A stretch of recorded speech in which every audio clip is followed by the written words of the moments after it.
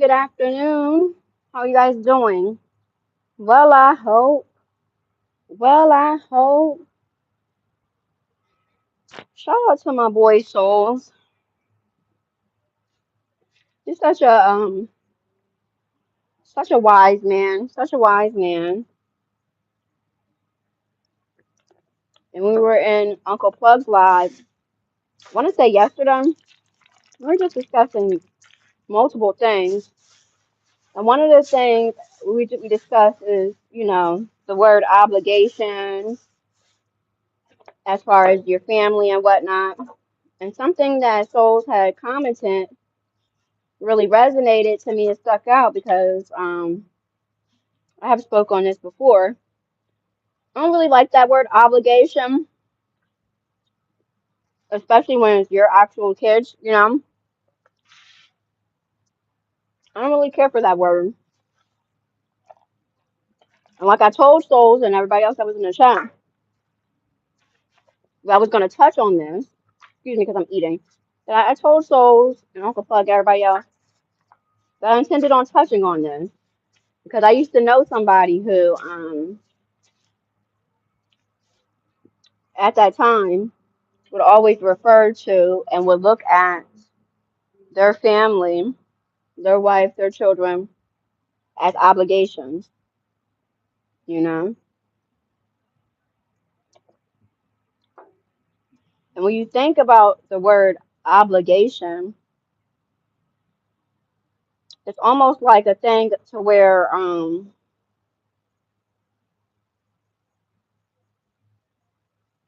it's something that you are forced to have to do. You know what I mean? Hold on.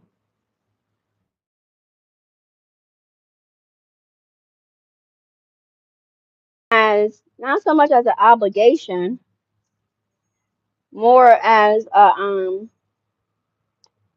like a responsibility that you fully take on because it's yours to take on, you know?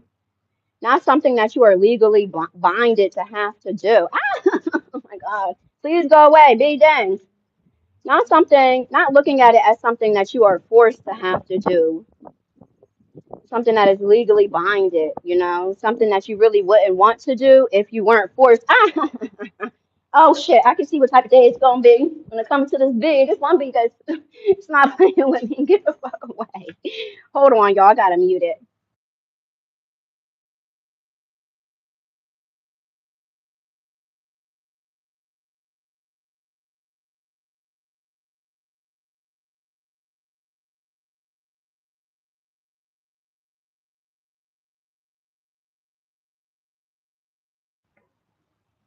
Lord, I'm getting a little scared, y'all. I'm not even gonna hold you. I gotta be vigilant out here. There's just one bee. Oh, and it's back. It is on one, honey. Get away. I don't feel like dealing with the shenanigans. Damn, because you see some food that you want to, some parts of bee. Oh no. I don't do bees, guys.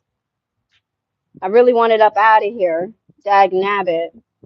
RL Goose. Hello, Goose. Hello, Goose.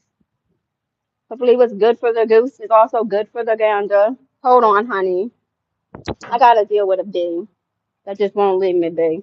Get out of here. I don't want this thing to run down on me. I'm trying to eat and talk my talk in peace. All right, now, bee. You're gonna keep playing. And that's gonna be your last time playing. Oh, it's two. Oh, it's a couple. They about to try to jump me. Hold on, y'all. Oh hell no. Oh hell no. Hold on. Ah.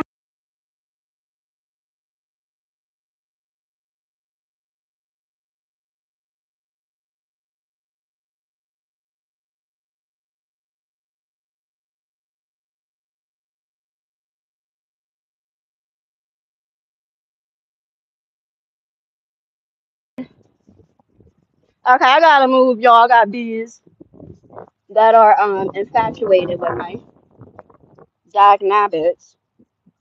Hopefully they ain't following me. Damn. So anyway, shout out to Souls. That was a lot, y'all. I don't care. Y'all know I don't care. That was a lot. I feel like they don't want to back on these right now. Lord have mercy. So anyway, shout out to Souls. Yeah, cool beans. That's something I say. Gilby. And hello, Gilby. Yeah, I just got ran down on by what I thought was 1B. I thought it was gonna be a fair one, like a mono of the sorts, but one of his partners came out the woodwork to let me know this ain't that, honey. They made it a point to let me know that this is not that. Never mind what you thought it was. I took it myself. So anyway, Lord, I'm moving from where I was at. Shout out to my boy Souls because what he said was people who look at their children as obligations and has, raised them up as if they're obligations rather than responsibilities that are also blessings, you know. Pay attention to how they treat you or how they act in regards to you once they get older. Once they get older, and pay attention to how they treat you and how they act in regards to you and maybe how they respond to you with certain things. When you have the mentality that your children or your family is an obligation,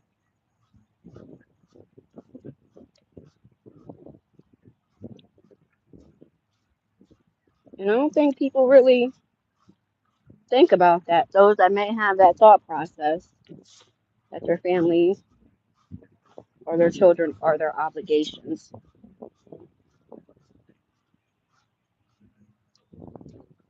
Because for the most part, an obligation is something that you don't want to deal with.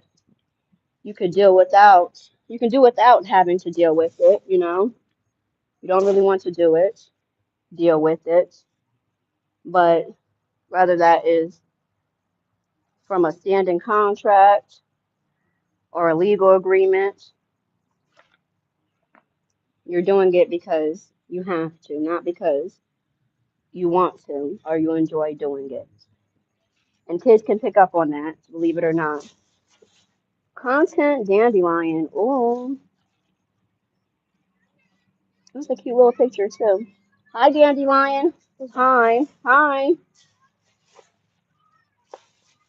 You guys, I just had a whole little whoop-de-doo, a whole little ordeal that I had to deal bars with because a daggone bee decided to run down on me.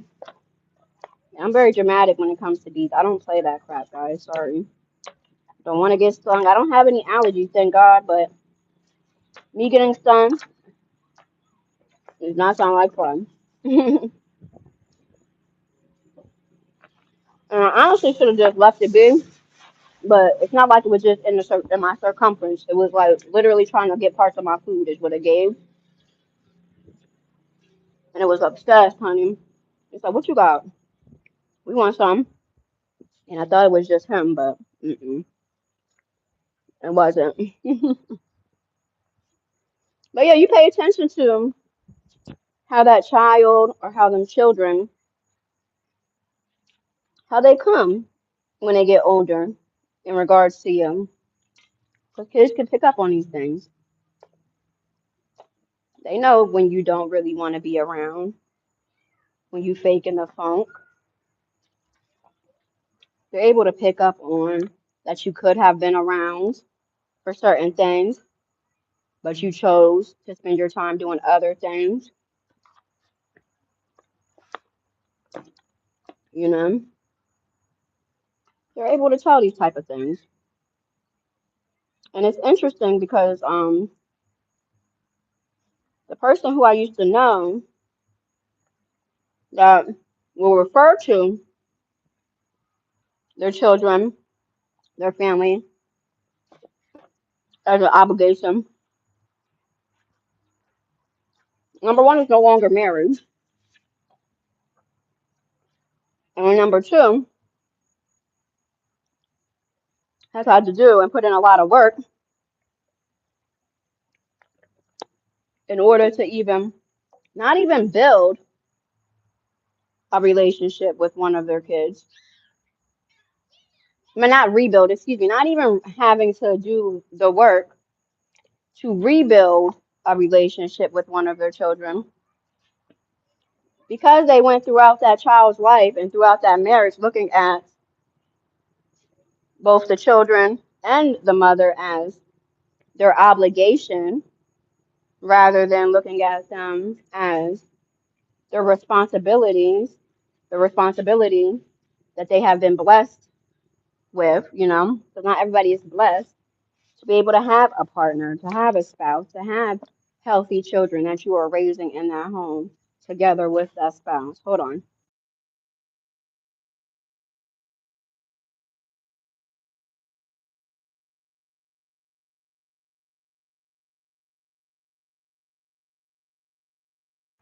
Not everybody is blessed in that way. So, no, you should not look at your family, your children, your spouse, whether it be your wife, your husband, or even if it's a live-in situation, should never be looked at as an obligation. And shout out to Uncle Plug because to him, what he said was the only time he even used that word obligation was when he was with a woman and he was married, and the children that were in the home were his stepchildren. So he would say to them, um, or to the mom, like, these kids are my responsibility. You guys are my responsibility, you know? And the person who is quote unquote obligated to be there to do certain things don't even do those certain things.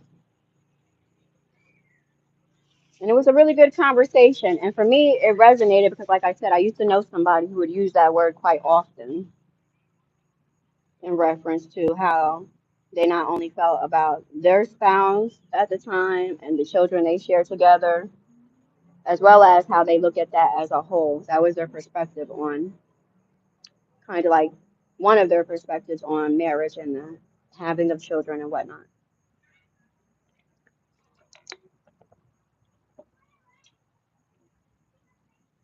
which is a faulty way to look at things.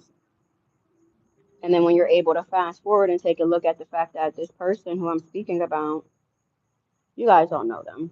This person who I'm speaking about now is now a divorcee. Is now a divorcee,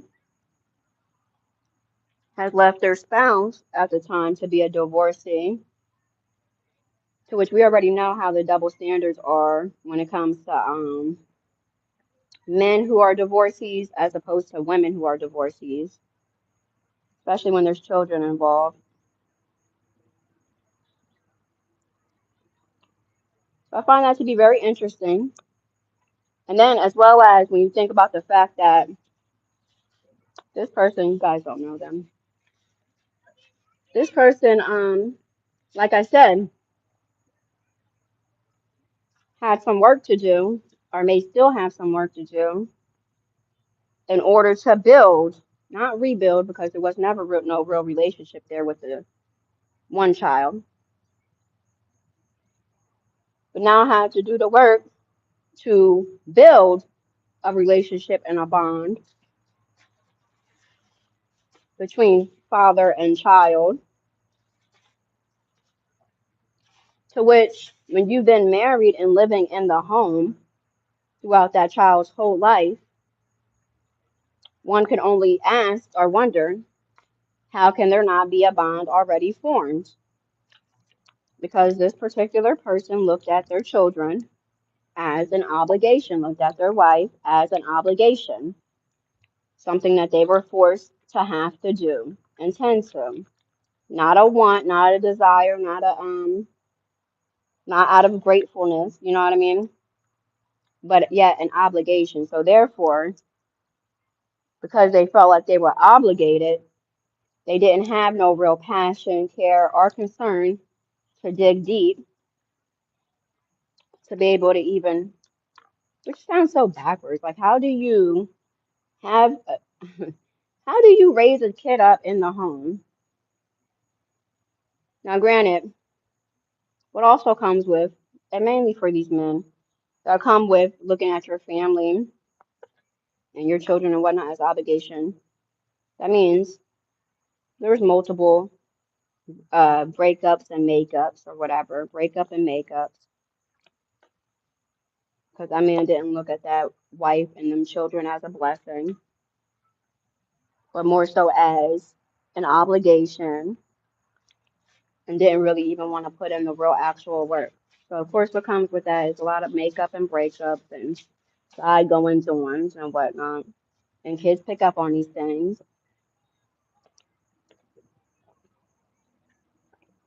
And most people who have this thought process when they shout out to accountability, that's the word of the day. When they are being held to account, right, for their lackluster ways as a parent, primarily because they look at those children as obligations. And because they look at those children and that wife as an obligation, they want to throw back in those children's face or in that wife's face what it is that they have done for the quote unquote family monetarily, because they are his obligations. Oh, I paid to make sure this one had this. I paid to make sure this one had the best of this. I made sure this one had a car. I made sure this bill was paid. I made sure that bill was paid. Yeah, yeah, yeah. What's your kid's favorite color? What is your child's favorite color? What is their favorite book that they have read? What shoe size are they? What is something that they are interested in? What is something that does not pique their interest? Oh, you have a boy that's a gamer and he doesn't do the things that you did when you were younger? Okay. Do you take that child to any type of conventions? Do you pick their brain to see if they would like to be a developer of games of this sort? You're a man who, and mind you, don't know this person, y'all. You're a man who likes to play video games online with your other adult male friends as a grown man, and you give your son slack for wanting to play video games all day or whatever. So do you ever sit and play video games with him? Do you ever give him any constructional ideas as to constructive, excuse me, ideas as to what he may or may not could be doing with his free time? Or do you just yell at him or down him for playing video games? These type of things. And then the same very person I'm speaking on found themselves shocked, appalled, sad, depressed, bewildered. It's the mom's fault, blah, blah, blah, as to why, when the dust finally, when the ish finally hit the fan, and this man decided that he no longer wanted to be quote unquote obligated to the wife and the children that he chose, you know, when he no longer wanted to feel obligated and he wanted to skedaddle, you know, so he can do the things that he would rather like to do and put his time into the things that he would rather do that don't got nothing to do with his wife and his kids. Then he becomes taken aback, sad, offended, bewildered, all of the things. When in his case, he's lucky that it was only one of his kids. But when one of his kids decided that they don't much respect him, they don't have much respect for him as his father. He don't much appreciate how he has treated his mother because kids have eyes and ears.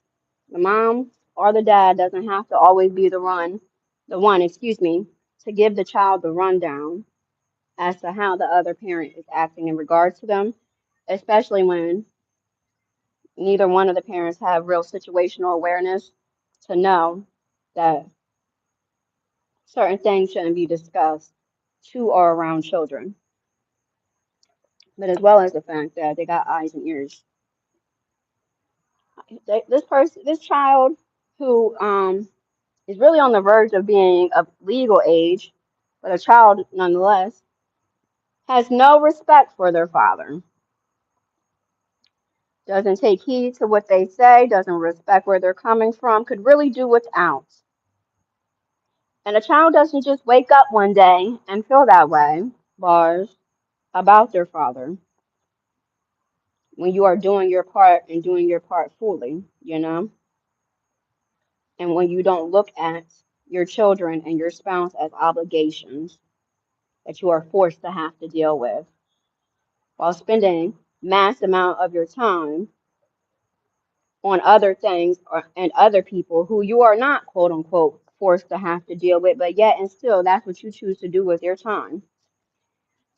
So I say all that to say this, don't end up like this person that I'm speaking on, to where later on down the line, that same child or children or that same spouse that you looked at as an obligation rather than a responsibility that you have been blessed to have no longer or never really respected you or really gave two hoots about your perspective on anything. And that's regardless if you are the father at that or the husband at that time, because you treated them like they are an obligation that you are forced to have to deal with. Well, like I said, choosing to deal with things and people who are not your children, who is not your wife at the time, that you did not have to deal with. Shout out to Souls because that is a good topic. Because I'm pretty sure there's a good amount of people completely outside of this person who you guys don't know that I'm speaking on who have this very flawed thought process. And then we'll turn around, like I said, and be shocked, told, and offended when their child or their children or their spouse or their baby mama looks at them straight up and says, "You don't give a mother fudge about all this money you talk about you spent for this and that and this and that. You don't even know our favorite color. You don't know our favorite color. You don't know mom's favorite fragrance. You don't know what my favorite subject in school is. You don't know nothing because you hyper focus all your time on outside things that don't got nothing to do with this wonderful family that you have been blessed to have." And I'm no longer cool with this person. And it's interesting to think back and then to really think about the here and the now because they're no longer married. They're no longer in that home. And really, they wasn't really in the home that much before the marriage was even finalized.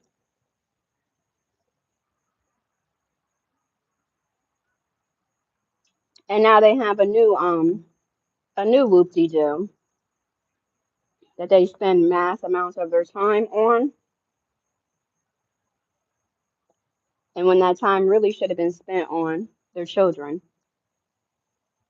and putting that same energy into those children and into their mom. But I'm getting out of here. That was just a quick little whoop-de-doo. And I hope you guys have a great day. And I hope you were able to take something out of this. Don't, if you have children, and if you are blessed to be in the home with them children, with their other parent, and really regardless if you are or not, don't ever look at your children, at your family, your self-made family, the family that you made, not the family that was put upon you. like brothers, sisters, cousins, moms, dads. This is the family that you made, you decided to make, all right? Don't ever look at your family like an obligation. It's a blessing. It is a blessing. All right, I'm getting out of here. Y'all have a great day. Bye.